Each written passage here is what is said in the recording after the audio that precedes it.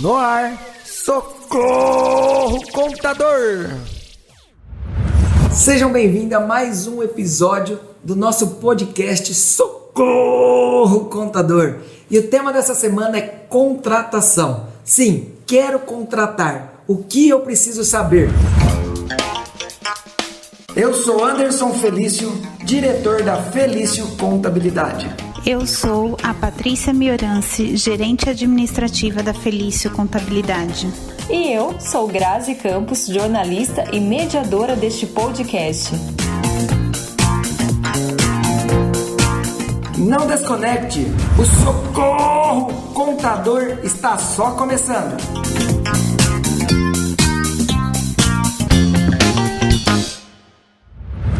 Então vamos começar mais um episódio do nosso Socorro Contador. Anderson, a dúvida de muitos empresários: quer contratar, o que eles precisam saber? Muito bem, Patrícia, esse episódio é bem intrigante, com bastante dúvidas. As pessoas na hora de contratar precisam saber, né? Muitas outras situações, mas eu gostaria já de começar fazendo uma diferença aqui. Muitos, antes de contratar, até mesmo empresário, como não foi trabalhador, algo do tipo, não sabem a diferença entre salário e remuneração. Primeiro, seria bem legal, você sabe o que é a diferença entre salário e remuneração? Pois bem, vamos lá. Salário é o que você vai pagar para aquela pessoa como salário realmente, mas remuneração pode ser o valor total do dinheiro que você pagará para ele. Um exemplo, vamos tentar exemplificar. O salário é de R$2.000, só que no Lerite você paga para ele hora extra, bonificação e demais outras verbas, ok? E aí isso tudo compreende a remuneração.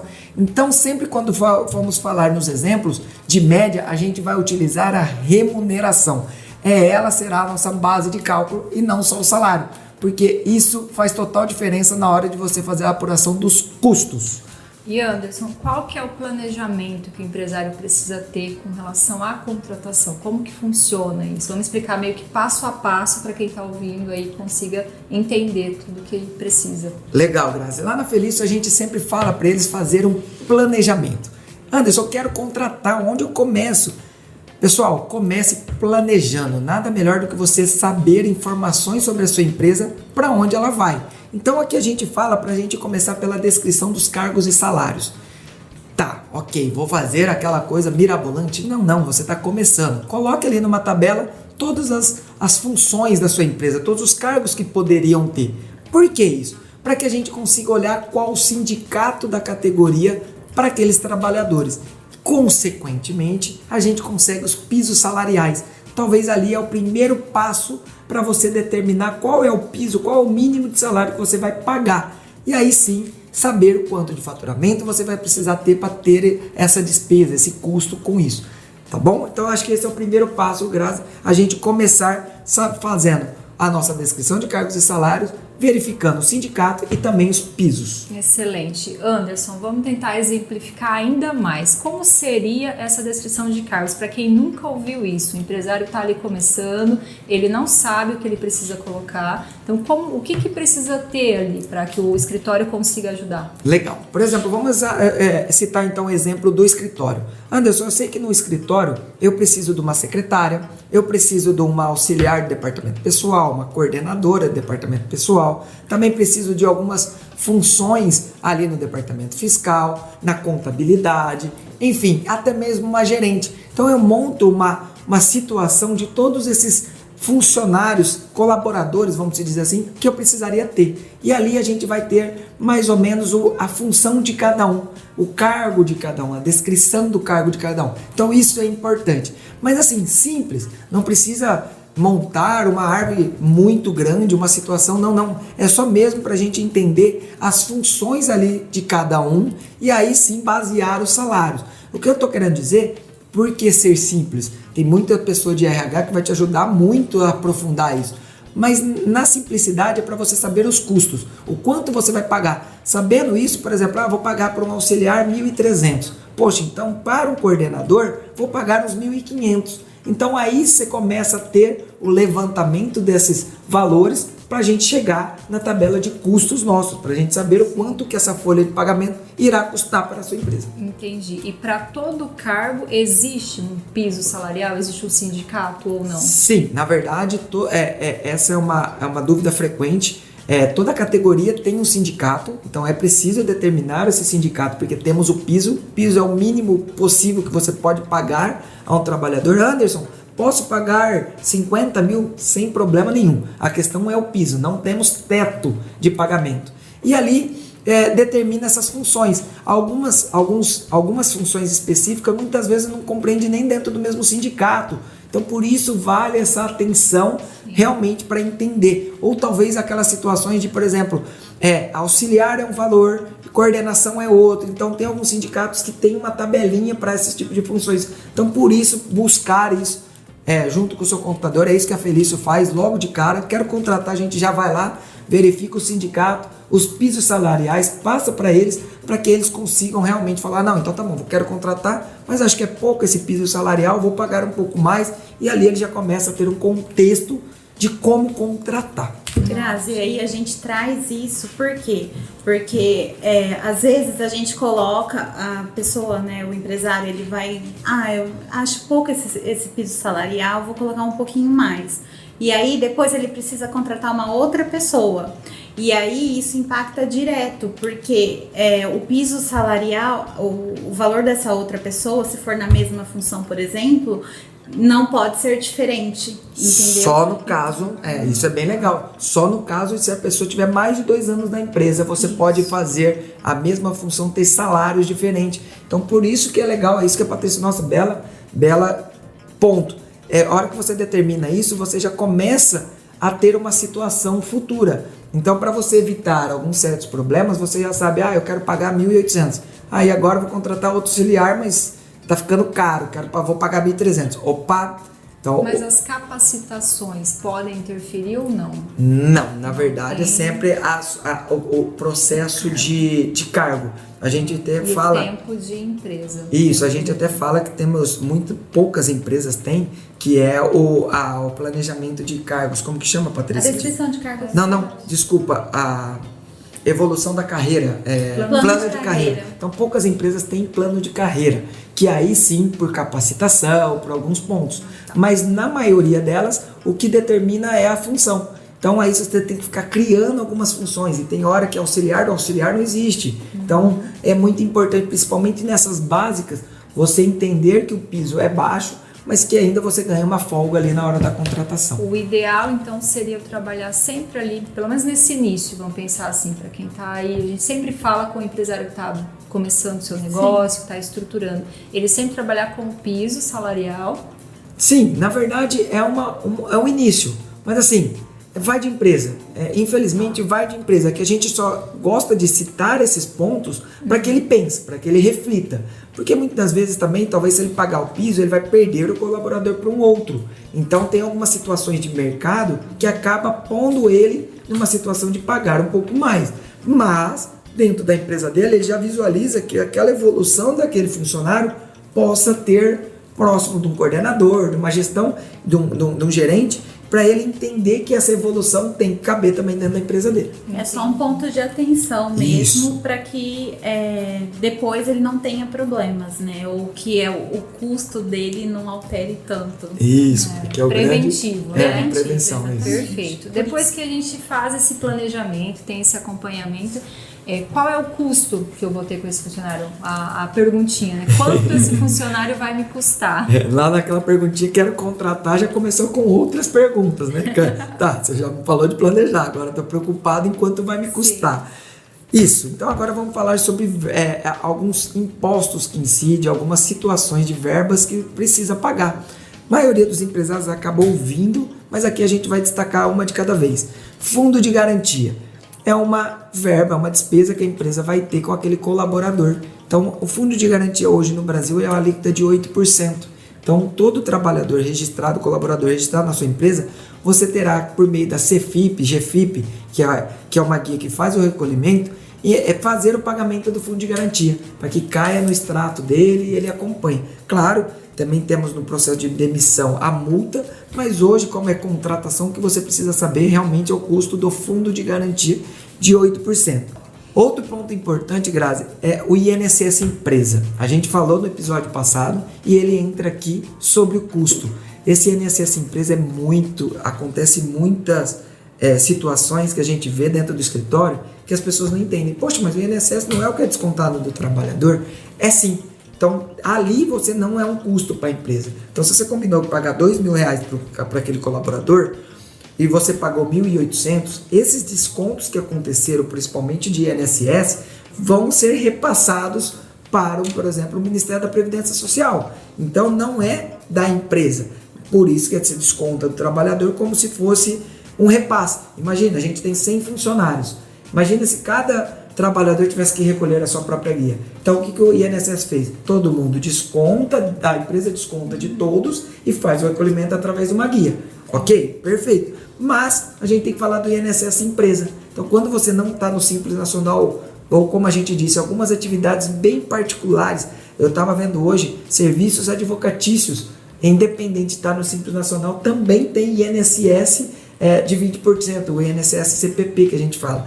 Também, que é o patronal, também tem. Então, é uma atividades específicas que tem. Mas não estando no Simples Nacional, isso para todas as empresas você tem esse INSS empresa. Então, seria muito importante saber desse custo. E um outro ponto, aqui é o grande X da questão que a gente gosta de falar sobre provisão de férias e 13º. Anderson, mas por que a gente gosta de falar e a gente frisa bastante provisão?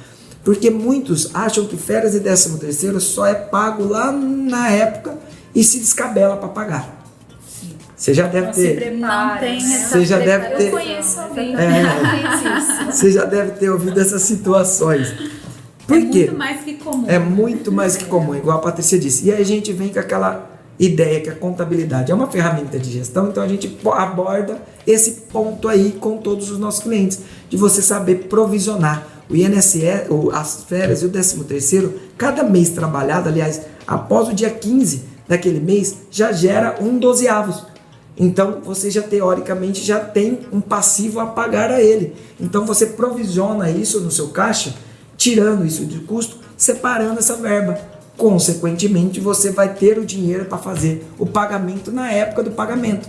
Mas, se você mandar embora, então você já tem o dinheiro reservado. Então, é para isso, provisão. Faça suas provisões, considere 8,33% sobre a provisão sobre 13º e férias 11,11%, então por mês. Então, além do fundo de garantia e INSS empresa, se você tiver, some aí mais 8,33% para 13º e 11,11% para férias como provisão.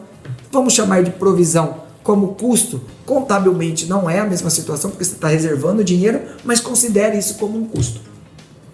Uma preparação para pagamento. Preparação de pagamento, que se vai no futuro será um custo, tá bom? Será uma despesa. Você está ouvindo o podcast Socorro Contador. Não deixe de nos acompanhar nas redes sociais pelo @Felício Contabilidade e também no YouTube, pelo canal Socorro Contador.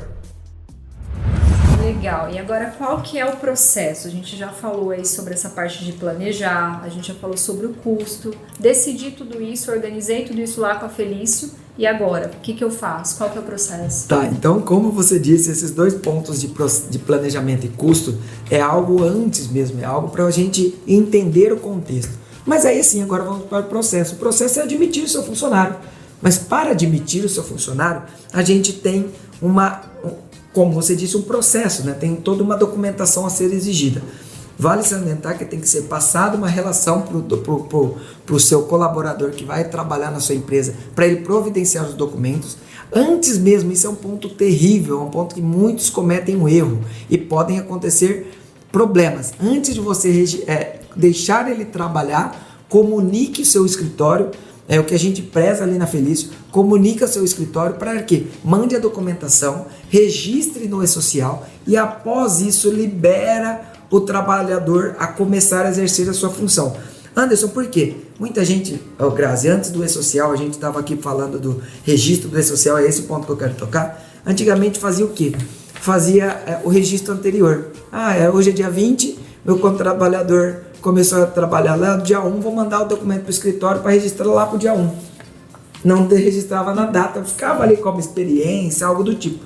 Hoje isso é impossível. Hoje no E-Social, a data de admissão é a data que a gente coloca no E-Social, que aí sim será contado como data de admissão, a admissão dali para frente, para todos os órgãos. Então, se acaso acontecer algo nesse período, ele estiver trabalhando e essa data de admissão não for validada, todo passivo que pode gerar de um acidente de trabalho ou algo do tipo, será responsabilidade da empresa e não do INSS. Claro, temos aquela cláusula, aquela questão dos 15 dias, tudo, mas livra a empresa dessa responsabilidade. Agora, se isso não ocorrer, a empresa será responsável. Então, muito atenção, mande os seus documentos antes de liberar o seu trabalhador, seu colaborador, a exercer a função.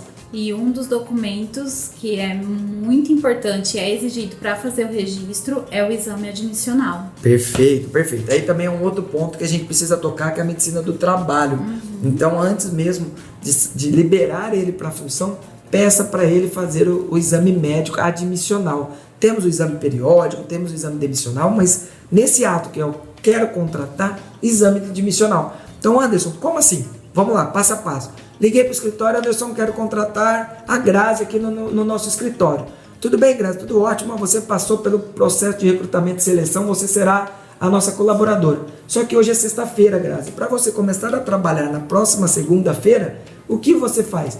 Você precisa me trazer esses documentos até no final da tarde e ir ali na nossa empresa de medicina do trabalho realizar o exame. Tudo bem? Tudo ótimo. Junta essa documentação e envia para o escritório o mais rápido possível, para que aí sim o escritório falar 6 horas da tarde, 5 horas ali, naquela correria tudo, porque a gente já entende, mas a gente fala, ok, pode começar a trabalhar na segunda-feira. Esse é o processo mais correto, sem risco nenhum, para que tudo ocorra. Mais uma vez, preventivo, né? Preventivo. Porque, no geral, o que acontece? A gente vai lá, recruta, né? E no outro dia já coloca ali para trabalhar. Não é a maneira mais correta. Depois vai pedir para separar os documentos. E aí acontece, imagina, ele está indo trabalhar no segundo dia da tua empresa, me bate numa moto, acontece um acidente de trabalho. E aí? Então é essa situação mesmo, é essa preventiva, é essa contabilidade consultiva que a gente prega ali no nosso escritório para evitar esse tipo de situações. E, para falar a verdade, é só um processo. Na verdade, você, empresário, precisa realmente entender que isso é necessário, faz bem para sua empresa. É para evitar problemas que a gente, por estar convivendo no dia a dia, vê que é grande, acontece várias vezes e poderia ser evitado. Então é isso que a gente prega. Exatamente. E aí, falando de contratação nesse episódio, uma das dúvidas, ou melhor, o que o pessoal mais vem perguntando pra gente é: quero contratar, devo contratar CLT ou devo contratar terceirizado? Muito bem, então agora vamos para a parte de situações, né? A Patrícia já vem com essas perguntas assim, eu já fui, olha aqui na pauta, eu vejo situações, eu falo, meu Deus. Ela tá te apertando. Lá vem as perguntas. Paty, então, na verdade, CLT ou terceiro, ali vale, claro, uma conta lógica de saber o que compensa, já que você sabe os custos de fundo de garantia, férias, 13º, se compensa você ter um CLT ou se compensa você ter um terceirizado, saber o que um vai oferecer, o que o outro pela sua necessidade vai ter. Mas eu gostaria de tocar um ponto que é importante nesse aspecto. 3 situações que a gente precisa deixar claro que a CLT pode acontecer e no terceirizado não pode, que é subordinação. O teu terceirizado não pode ser subordinado a você, ele não pode ter habitualidade. O que seria habitualidade? Ir todo dia trabalhar no seu escritório, na sua empresa, e também ele não pode ser exclusivo, trabalhador exclusivo para você.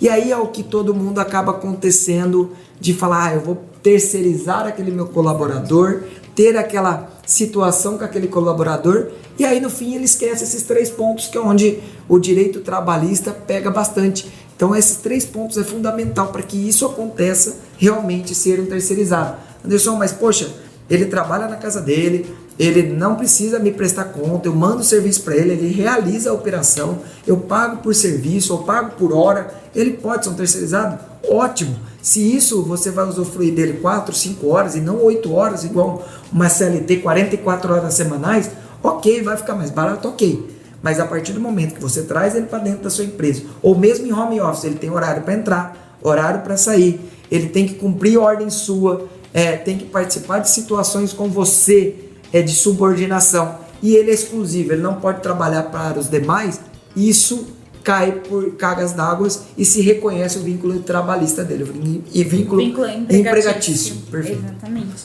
E aí uma outra dúvida que o pessoal sempre vem é quais verbas incidem impostos. Legal. Dentro do Olerite, dentro da remuneração que você citou no começo. Legal, então como você acabou de dizer, remuneração é diferente de salário. Então salário incide todos os impostos, ok.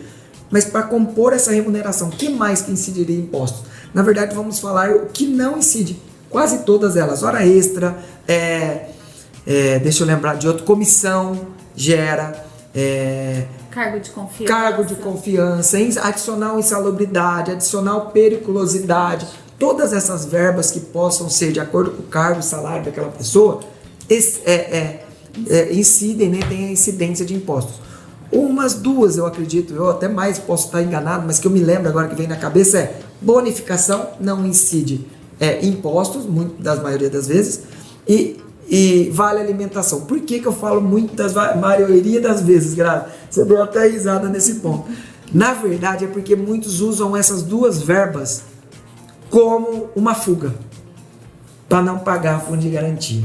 E aí eu quero dizer a todos os empresários para que fiquem espertos, não caem nessa armadilha, porque usam isso e no final das contas trabalhadores sabem também o tanto quanto vocês, e eles sabem que isso mais para frente pode gerar um passivo para a empresa. Então, não caiam nessa situação, prevejam essas verbas. Se acaso for uma bonificação, poxa, uma venda, algo que o cara fez muito a mais, atingiu a meta, vou bonificar ele por isso, ok. Vale alimentação, outro ponto, pague no cartão, não pague no Olerite, porque senão pode ser considerado uma verba, e aí gerar imposto, todo mundo quer arrecadar, principalmente Receita Federal. Então, cuidado. Mas essas duas verbas veio na minha cabeça aqui. Vale alimentação e bonificação não incidem em impostos e não entram para a base de cálculos de férias e 13º. Perfeito. Vamos fazer um resumo então desse episódio? Bora. Mas já acabou? Então aqui nós falamos hoje, nesse episódio, né, na verdade, sobre diferença entre salário e remuneração. Falamos sobre o planejamento, o quanto é bom iniciar quando você quer contratar um planejamento sobre cargos e salários, descrição de cargos e salários, sobre os pisos salariais, determinar o sindicato, quanto é importante isso tudo.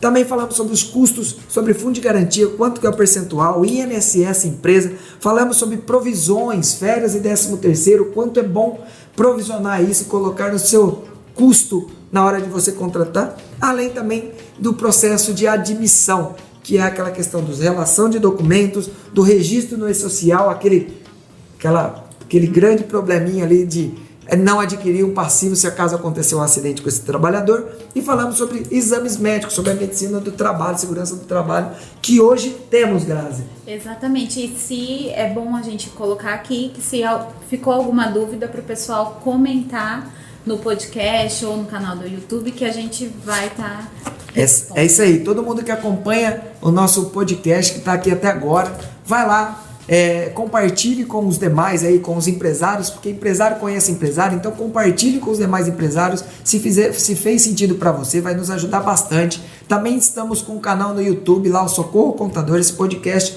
está sendo gravado tudo aqui, então será também compartilhado lá no YouTube. Façam isso, vai nos ajudar bastante, se inscreva no canal, curta, deixe seu like, é tudo isso mesmo.